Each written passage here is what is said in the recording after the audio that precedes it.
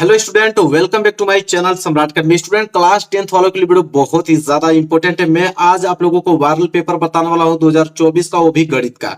मैंने आप लोगों से कहा था ना कि मैं जो वायरल पेपर आपको बताऊंगा 100% एग्जाम में आएंगे, ठीक है। बस उन वायरल पेपर को आप तैयार कर लो। मैंने बताया था कि मैं हर एक पेपर का 6 कोड बताने वाला हूँ। अगर 6 कोड आपने तैयार कर लिया 100% मेरी गारंटी है।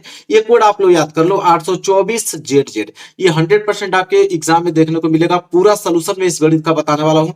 अब पूरा 70 में 70 नंबर लेकर आओगे, मेरी गारंटी है। बस आप लोग किसी की बात सुनना नहीं है, मैं आपको तैयारी करा रहा हूँ। बस जो बोल रहा हूँ आप समझो। जितना मैं पेपर बता रहा हूँ उसका सोल्यूशन बस आप करते रहो। इसके बाद जब एग्जाम में बैठना आपको सब समझ में आ जाएगा, ठीक है। तो वीडियो को लाइक कर देना। देखो यहाँ पे पहली बात क्या, अनुक्रमांक अपना डाल लेना और यहाँ पे अपना नाम लिख लेना, जो भी आपका नाम हो, ठीक है। और यह पेपर 70 नंबर का आप लोगों का पूछा जाएगा इस बार। और 3 घंटे 15 मिनट समय दिए जाएंगे इस पेपर को हल करने के लिए। अगर हम आगे बात करें तो नोट में लिखा है कि प्रारंभ के 15 मिनट परीक्षार्थियों को प्रश्न पत्र पढ़ने के लिए निर्धारित है। मतलब 15 मिनट आपको दिए जाएगा इस पेपर को पढ़ने के लिए। कुछ निर्देश दिए गए हैं। जैसे पहला निर्देश बोला है कि सभी प्रश्न अनिवार्य हैं। जितने भी प्रश्न है सभी प्रश्न करना अनिवार्य है। और दूसरा बोला है कि इस प्रश्न के 2 खंड हैं, ठीक है। 2 खंड इस प्रश्न के हैं, ठीक है। इस प्रश्न पत्र के 2 खंड हैं। एक खंड अ, जिसमें 20 अंक के 20 बहुविकल्पीय प्रश्न हैं, जिनके उत्तर आपको OMR शीट पे देना है। और चौथा है कि OMR शीट पर उत्तर अंकित किए जाने के पश्चात उसे काटना नहीं है, न तो इरेजर व्हाइटनर द्वारा उसको मिटाना है। इसके बाद बोला है कि खंड ब में 50 अंक के संक्षिप्त उत्तर प्रकार या वर्णनात्मक प्रश्न रहेंगे। और खंड ब में कुल 5 प्रश्न हैं। और बोला है कि प्रत्येक प्रश्न के प्रारंभ में स्पष्ट लिख दिया गया है कि उसके कितने खंड करने हैं। वो हम लोग पेपर में भी आगे देखेंगे। फिर बोला है कि प्रत्येक प्रश्न के अंक उनके सम्मुख अंकित है। मतलब कि जो भी प्रश्न है उसके आगे बताया गया है कि यह प्रश्न कितने नंबर का है। इसके बाद देखो, कह रहा है कि प्रथम प्रश्न से आरंभ कीजिए और अंत तक जाइए और उस प्रश्न पर समय नष्ट मत कीजिए जो आप हल नहीं कर सकते। बिल्कुल सही बोला है। जिसको आप हल नहीं कर सकते उसमें समय नष्ट करने का कोई मतलब नहीं है, क्योंकि 3 घंटे में पूरे पेपर करने हैं आपको। सबसे पहले देखो आएगा खंड अ। मैंने बोला था पहले खंड आएगा। खंड अ में बहुविकल्पीय प्रश्न रहेंगे, ठीक है। और पहला प्रश्न देखो क्या बोला है। तो पहला प्रश्न मेरे प्यारे बच्चों दिया हुआ है यहाँ पे कि समीकरण 3x² माइनस के 2x प्लस 1/3 बराबर 0 का विविधकर होगा। देखो ये प्रश्न बहुत ज्यादा सिंपल है, ठीक है। बस थोड़ा सा आप लोगों को मालूम होना चाहिए तौर तरीका, बाकी सारे प्रश्न लगा डालोगे। मैं पूरा हल बताने वाला हूं ना।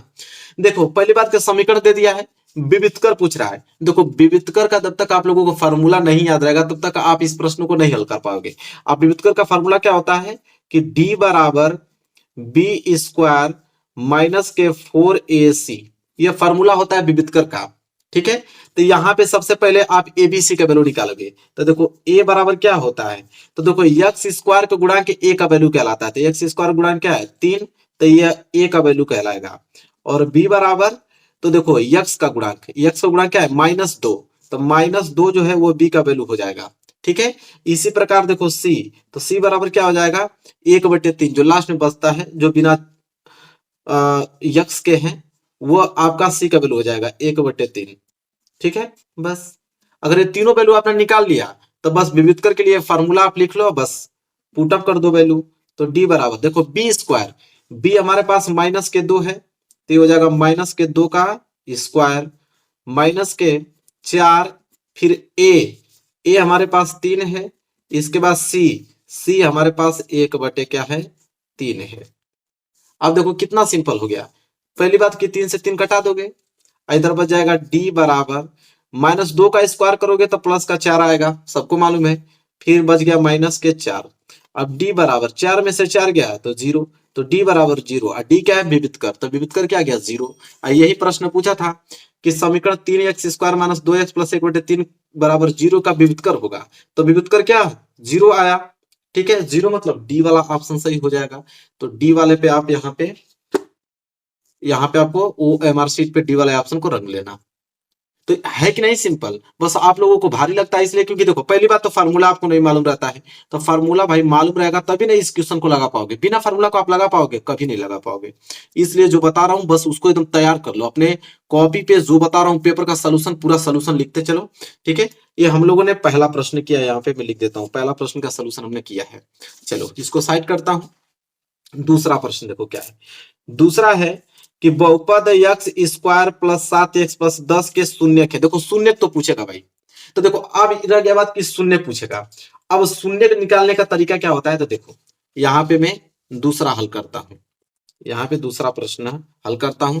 पहली बात समीकरण में दिखा देता हूं, x square plus 7x plus 10 बराबर 0 के शून्यक।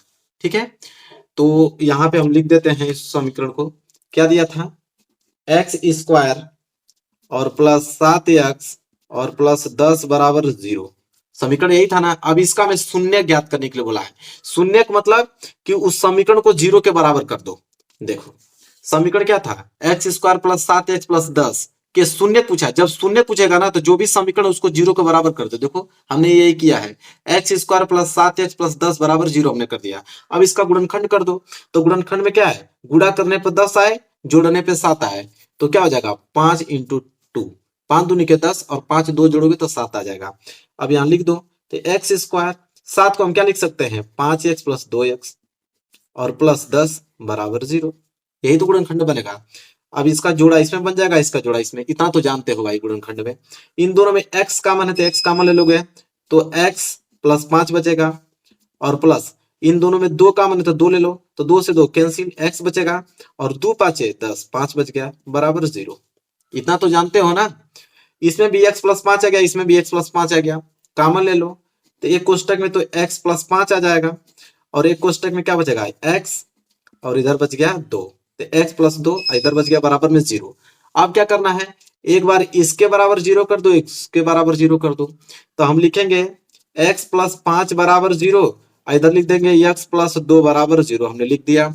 अब देखो x बराबर क्या आ जाएगा, प्लस के 5 उधर जाएगा तो माइनस के 5, आइए हो जाएगा आपका x बराबर प्लस के 2 उधर जाएगा तो माइनस के 2, तो इसका हल क्या आ गया माइनस के 2 कामा माइनस के 5, एक माइनस 2 आया, एक माइनस 5 आ गया, सिंपल।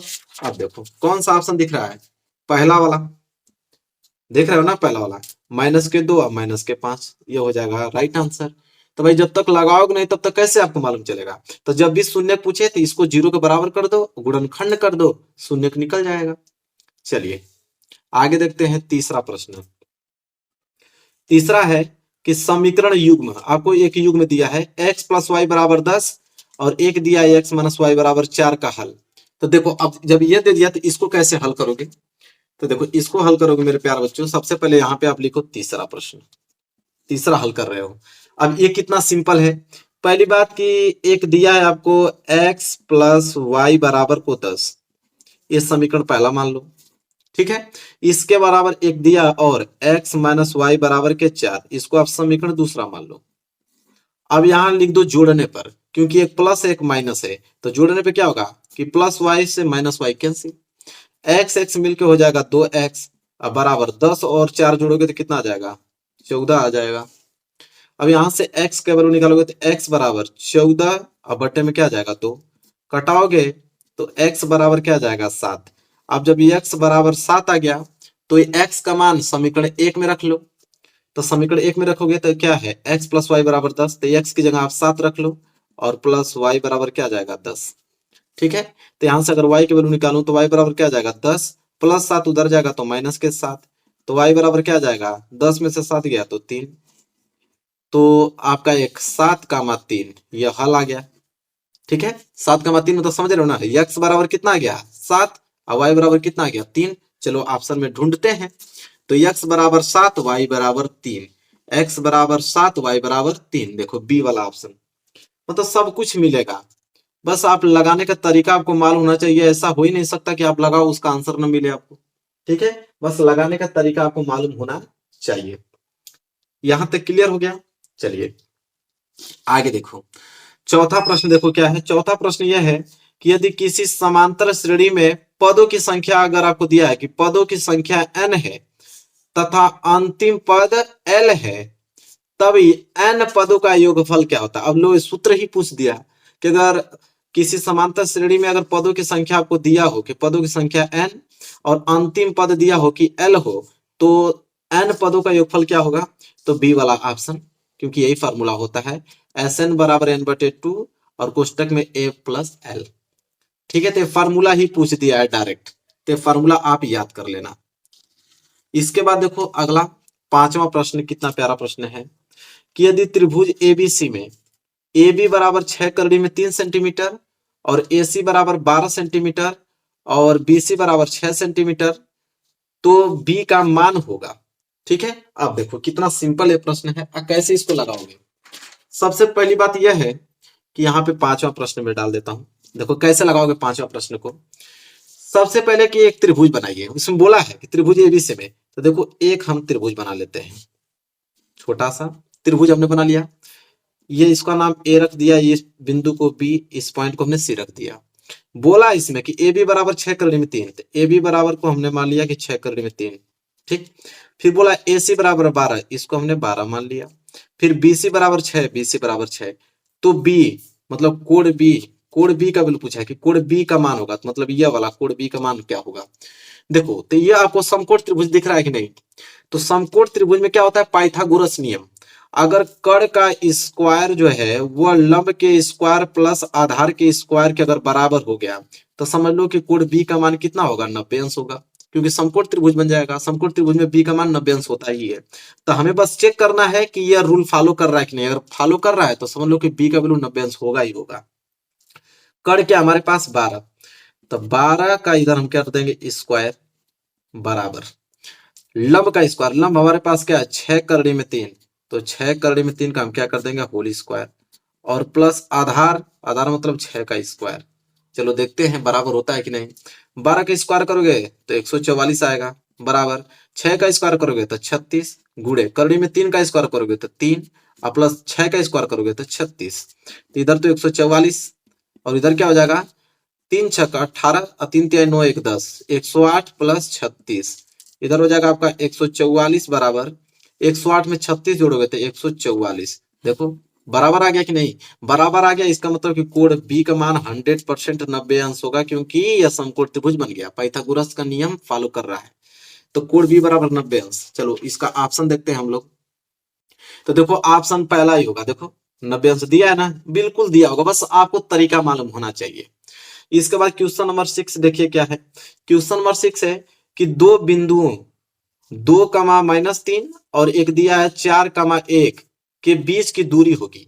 अब दो बिंदुओं के बीच की दूरी पूछा है, और जब तक फार्मूला नहीं मालूम रहेगा तब तक लगा पाओगे, कभी कोई नहीं लगा सकता है, चाहे जितना भी टैलेंटेड स्टूडेंट हो। जब उसको दो बिंदुओं के बीच का फार्मूला नहीं मालूम रहेगा तब तो कोई लगा नहीं सकता है। तो दो बिंदु हम मान लेते हैं, ये पहला बिंदु है और ये दूसरा बिंदु है, इसको मिला देते हैं। इसको हम ए मान लेते हैं, इसको हम बी मान लेते हैं। और दो बिंदुओं का निर्देशांक दिया है, देखो एक बिंदु का निर्देशांक 2, 3, तो इसको हम मान लेते हैं कि 2, 3 हो गया।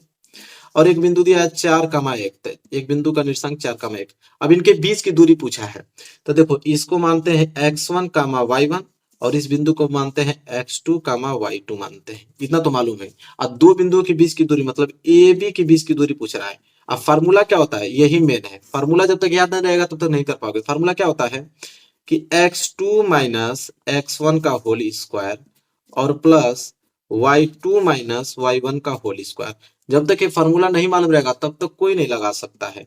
अब देखो लग जाएगा ए बी बराबर x2 माइनस x1 का होल स्क्वायर। तो x2 क्या है हमारे पास 4, अब माइनस x1 क्या है हमारे पास 2, तो 4 माइनस 2 का होल स्क्वायर और प्लस y2 हमारे पास क्या है 1 और माइनस y1 क्या है हमारे पास 3, इसका होल स्क्वायर।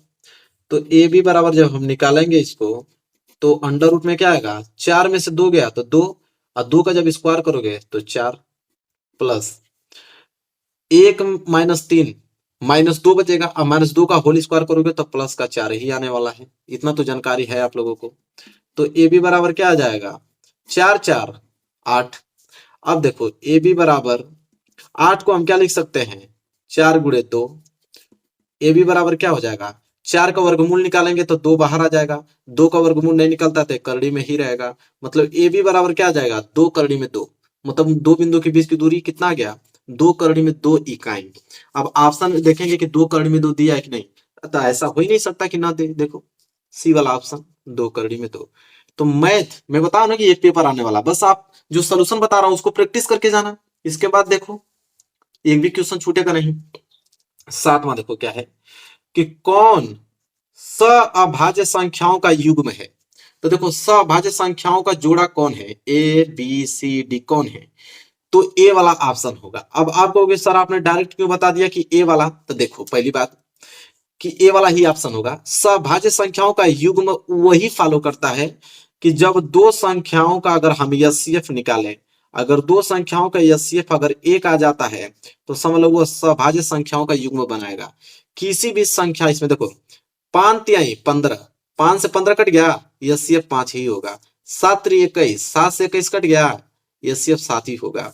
21×3 = 93, 31×93, 3 बार 31 से 93 कट गया ना, एचसीएफ आपका 31 होगा। तो तीनों में भी एचसीएफ अलग लगाया, लेकिन 18 और 25 का एचसीएफ एक आता है। अब आपको विश्वास नहीं है तो भाई आपकी विश्वास के लिए भी उसको हल करना पड़ेगा। 7वां वाला देखो 18 और 25 का एचसीएफ निकाल के देख लो भाग विधि द्वारा। पहले 25 में आप किसका भाग दोगे, 18 का। एचसीएफ भाग विधि द्वारा ऐसे ही निकलता है ना, 18 एकम 18, 7 बार 7 ही तो बचेगा ना, 25 में से 18 घटाओगे तो। अब 18 में 7 का भाग दोगे, 7 दूनी के 14, शेषफल बच गया 4। अब 4 का भाग 7 में दोगे, 4 एकम 4, बच गया 3। अब 3 का भाग किसमें दोगे, 4 में, तो 3 एकम 3, बच गया 1। अब 1 का भाग 3 में दोगे, 1×3 = 3। देखो कट गया, जिससे कटता वही एचसीएफ कराते हैं। एचसीएफ कितना आ गया, 1 आ गया। इसका मतलब एचसीएफ 1 आ गया, मतलब यही सभाज्य संख्याओं का युग्म बना रहा है। समझ में आया ना कहना क्या चाह रहा हूँ। चलो 8वां देखो, इसीलिए मैथ में कम नंबर क्यों आता है, क्योंकि बच्चा पहले परेशान हो जाता है, उसको मालूम नहीं होता तौर तरीका। अब मैं आप लोगों को एकदम अच्छे से बता रहा हूं, एक भी नंबर कटेंगे नहीं। इसके बाद देखो क्या है, यदि समीकरण 3x² - 12x + k = 0 के मूल बराबर है तो k का मान होगा। अब कुछ लोग तो एकदम कंफ्यूज हो जाएंगे कि सर मूल बराबर दे दिया तो क्या करें। अरे भाई मूल बराबर दे दिया तो उसे घबराना क्या है। देखो इसका मतलब क्या होता है, मैं इसको हल करके आपको दिखाता हूँ। मैं एक पेज ले लेता हूँ ये वाला, इसको हल करके देखो कितना सिंपल है यार, तब जान जाओगे ना तो कहोगे कितना सिंपल है। 8वां देखो, बोला ना कि इसका मूल बराबर हो। मूल बराबर जब भी दे दे तो समझ लेना कि b² - के 4ac, ये विविधकर होता है। मूल बराबर का मतलब विविधकर जो है वो 0 के बराबर हो गया। मतलब ये फार्मूला जो होता है विविधकर का, b² - 4ac, उसको 0 के बराबर कर दो, बस। अब वैल्यू रख लो। देखो b², b इसमें क्या है, तो b हमारे पास x का गुणांक होता है -12, तो -12 का क्या कर दोगे, होल स्क्वायर, फिर -4 × a क्या होता है, x² को गुणांक क्या, 3, वही a का वैल्यू होता है। c मतलब k बराबर 0। अब देखो इसको हल करो, तो -12 का होल स्क्वायर करोगे तो 144 आएगा, फिर -4×3 12k बराबर 0। इसके बाद देखो ये हो जाएगा 144 बराबर -12 के उधर जाएगा तो +12k, 12 से कटा दो तो 12 से 12 बार में 144 कटेगा, तो इधर 12 इधर के, तो के का वैल्यू कितना आ गया, 12। बस हो गया। यही ना पूछा था क्वेश्चन में कि के का मान क्या होगा, तो के का मान 12 आ गया। तो भाईजान डी वाला ऑप्शन जो है बिल्कुल राइट आंसर हो जाएगा। देख रहे हो ना कितना सिंपल है, कुछ करना ही नहीं होता है। 9 देखो, अब 9 वाला तो जिसको वैल्यू मालूम रहेगा वो तुरंत कर लेगा। जैसे 1 - 10² 30 अंश, अब बटे में 1 + 10² 30 अंश का मान होगा। तो अब देखो 10 30 अंश का मान जिसको मालूम होगा वही ना कर पाएगा इसको। अब देखो कितना सिंपल ये होता है। देखो 1 - 10 30 अंश का स्क्वायर कर दो, तो 10 30 अंश का वैल्यू होता है 1/3। अब इसका कर दो होल स्क्वायर, और नीचे वही चीज है, बस यहाँ प्लस है, तो 1 + 1/3 का होल स्क्वायर। अब देखो इसको हल करोगे तो क्या हो जाएगा, 1 माइनस 1 का स्क्वायर करोगे तो 1, और करड़ी में 3 का स्क्वायर करोगे तो 3, फिर बटे में 1 प्लस 1 का स्क्वायर करोगे तो 1, और करड़ी में 3 का स्क्वायर करोगे तो 3। अब देखो हल करो, तो इसको हल करोगे तो 3 एकम 3, और 3 में से 1 जाएगा तो 2, तो 2/3। और इसको हल करोगे तो 3 एकम 3, और 3 1 4, 4/3, तो 3 से 3 कैंसिल, बच जाएगा ऊपर 2 और नीचे 4। और इसको करोगे तो 2 एकम 2 और 2 दूनी के 4, 1/2। देखो कितना सिंपल है, 1/2 जो है राइट आंसर हो जाएगा। तो 1/2 दिया है तो ऐसा तो हो ही नहीं सकता कि आपने सही लगाया हो और ऑप्शन न दे। देखो बी वाला ऑप्शन 1/2, इतना ज्यादा सिंपल होता है, समझ लो। 10वां प्रश्न देखो क्या है। 10वां है कि वृत्त के परिगत बनी चतुर्भुज की आमने सामने की भुजाएं केंद्र पर कोण अंतरित करती हैं। कह रहा है कि वृत्त के अगर परिगत बनी चतुर्भुज की अगर आमने सामने की भुजाएं अगर केंद्र पर मिलती हैं तो वो कौन मतलब कोण जो अंतरित करती है वो कोण क्या कहलाता है? समकोण कहलाता है कि न्यून कोण कि अधिक कोण कि समपूरक कोण? तो समपूरक कोण कहलाता है। ये तो याद करने वाली चीज है, इसको तो याद करना ही पड़ेगा आप लोगों को। तो समकोण डी वाला ऑप्शन राइट आंसर हो जाएगा। तो इसको तो याद करना पड़ेगा, इसको कौन लगाना है। इसके बाद ग्रामर देखो, यदि एक वृत्त का क्षेत्रफल और परिधि संख्यात्मक रूप से समान है तो उस वृत्त की त्रिज्या होगी। अब देखो जब तक ये फॉर्मूला आपको मालूम नहीं रहेगा तब तक कुछ नहीं कर पाओगे। जैसे वृत्त का क्षेत्रफल हमको मालूम है पाई आर स्क्वायर बराबर है वृत्त की परिधि के 2πr, बस हो गया। हमको क्वेश्चन में ही ना बोला है कि वृत्त का क्षेत्रफल और परिधि बराबर हो, तो वृत्त का क्षेत्रफल और परिधि को हमने बराबर कर दिया। वृत्त की त्रिज्या पूछ रहा है, देखो पाई से पाई कैंसिल, इस आर से यह आर कैंसिल, आर इधर बच गया और इधर आपका 2 बच गया, तो त्रिज्या कितना गया 2 मात्रक। ठीक है, तो 2 यूनिट इसका त्रिज्या गया, मतलब ए वाला ऑप्शन। अब बताओ ये कोई क्वेश्चन होता है? बस प्रैक्टिस की बात है, जितना प्रैक्टिस किए रहोगे ना ये सारे क्वेश्चन आपके दिमाग में छप जाएंगे। देखो ये वाला प्रश्न कितना प्यारा है। ये प्रश्न देखो लोग कहते हैं कि कितना इजी आता है, अरे कुछ इजी नहीं आता है। जब तक नहीं लगा रहोगे ना समझ में आ जाता है बढ़िया बढ़िया लोगों को। देखो कितना प्यारा प्रश्न है, कैसे लगाएंगे। यदि दो गोलों के आयतनों का अनुपात, देखो 2 गोला है और दोनों गोलों के आयतनों का अनुपात दिया है 27/64। कह रहा है कि उनके पृष्ठीय क्षेत्रफलों का अनुपात बताओ। देखो किस तरह लगाएंगे, यदि 2 गोलों के आयतनों का अनुपात 27/64 है तो उनके पृष्ठीय क्षेत्रफलों का अनुपात, तो 2 गोलों के आयतनों का अनुपात दिया है 27/64, तो गोले के आयतन क्या होते हैं? तो 4/3 पाई आर का क्यूब, यह होता है गोले के आयतन का फॉर्मूला।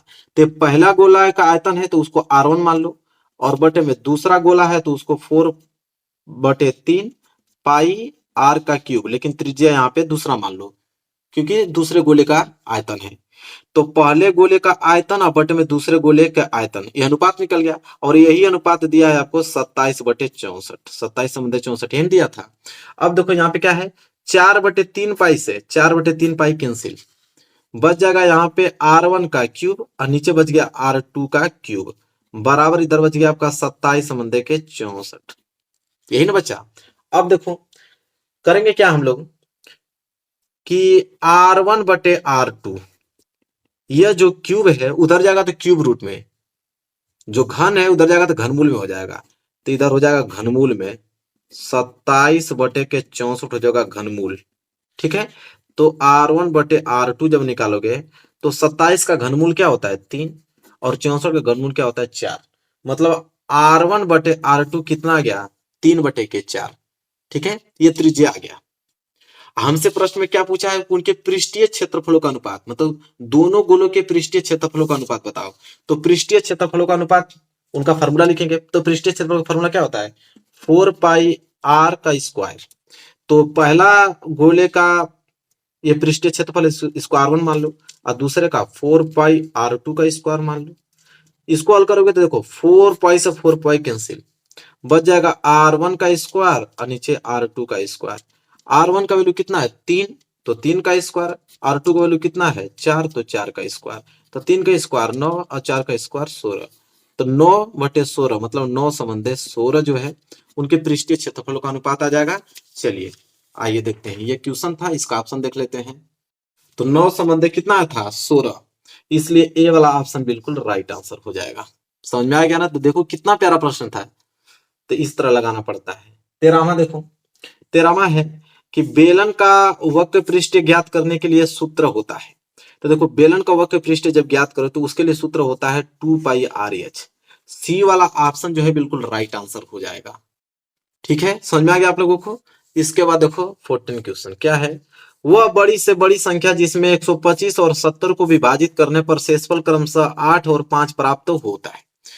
ठीक है, तो वो संख्या कौन सी होगी? देखो, वो बड़ी से बड़ी संख्या पूछा है कि 125 में जब भाग देते हैं तो शेषफल 8 बचता है, जब 70 में उसको भाग देते हैं तो शेषफल 5 बचता है।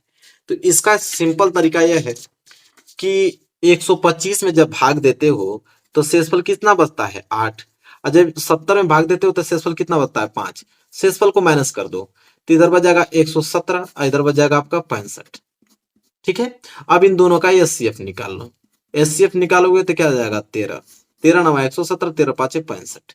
तो 13 ही वो संख्या है कि जब 13 को हम 125 में भाग देंगे तो शेषफल 8 बचेगा, और जब 13 से हम 70 में भाग देंगे तो शेषफल 5 बचेगा। बिल्कुल। तो जब भी इस प्रकार का प्रश्न आ जाए तो शेषफल घटा दो, और जो दोनों संख्या, ये वाली संख्या, ये वाली संख्या जो प्राप्त होगी उनका एचसीएफ ले लो, वही आंसर कहलाता है। तो 13 मतलब बी वाला ऑप्शन हो जाएगा राइट आंसर। सिंपल है कि नहीं? देखो कितना सिंपल है। इसके बाद 15वां देखो क्या है कि समीकरण दिया है कि 3x प्लस 2y बराबर 6 और y बराबर 0 का हल होगा। ठीक है, तो अब देखो कितना सिंपल है। यहाँ बोला है 3x और प्लस 2y बराबर 6 और y बराबर 0 दिया हुआ है। तो y बराबर 0 दिया है तो जहां पे भी y दिखेगा वहां पे 0 रख लो, तो हो जाएगा 3x प्लस 2 गुणे y आ गया ना, तो y का वैल्यू 0 रख लो बराबर 6। तो 3x और प्लस 2 को गुणा 0 में करोगे तो 0 बराबर 6। तो 3x में 0 जोड़ोगे तो 3x बराबर 6। 3 से कटा दो, 3 दूनी के 6, तो x बराबर 2। तो x बराबर 2 और y बराबर 0। तो मतलब 2,0 जो है वो राइट आंसर आ जाएगा। 2,0 पहले x अक्ष लिखते हैं, इसके बाद y अक्ष लिखते हैं। कभी भी आप लिखोगे हल तो पहले x फिर y। तो x का वैल्यू कितना था? 2 और y का वैल्यू कितना है? 0। तो 2,0 होगा, इसलिए पहला वाला ऑप्शन जो है राइट आंसर हो जाएगा। बी वाला देखो 0,2, तो ये गलत होगा। कभी भी लिखते हैं तो पहले x लिखते हैं फिर y लिखते हैं, इतना याद रखना है। ये नहीं कि बस ये इस पे ट्रिक लगा दें, नहीं नहीं, ऐसा नहीं होता। तो सब कुछ आपको तरीका मालूम होना चाहिए। इसके बाद 16वां देखो क्या है। 16वां है कि 1 से 10 तक की धनात्मक सम संख्याओं का समांतर माध्य होगा। अब देखो कितना सिंपल है। 1 से 10 तक की धनात्मक संख्या क्या होगी? एक तो 2, फिर 4, फिर 6, फिर 8 और फिर 10। क्योंकि 10 तक बोला है, तक बोलता है तो इस वाली संख्या को भी हम लोग लेते हैं। तो समांतर माध्य का मतलब क्या होता है कि जितनी भी संख्या उसको जोड़ दो, और कितनी संख्या है? 1 2 3 4 5, उसका भाग दे दो, यही समांतर माध्य होता है। तो 4 2 6, 6 6 12, 12 8 20, 10 30, 30/5 भाग दो, 5 6 के 30। 6 जो है समांतर माध्य आएगा, मतलब सी वाला ऑप्शन जो है बिल्कुल राइट आंसर हो जाएगा। क्लियर है ना आप लोगों को? चलो 17वां देखो। कह रहा कि किसी सिक्के को एक बार उछालने पर ऊपर शीर्ष आने की प्रवृत्ति होगी।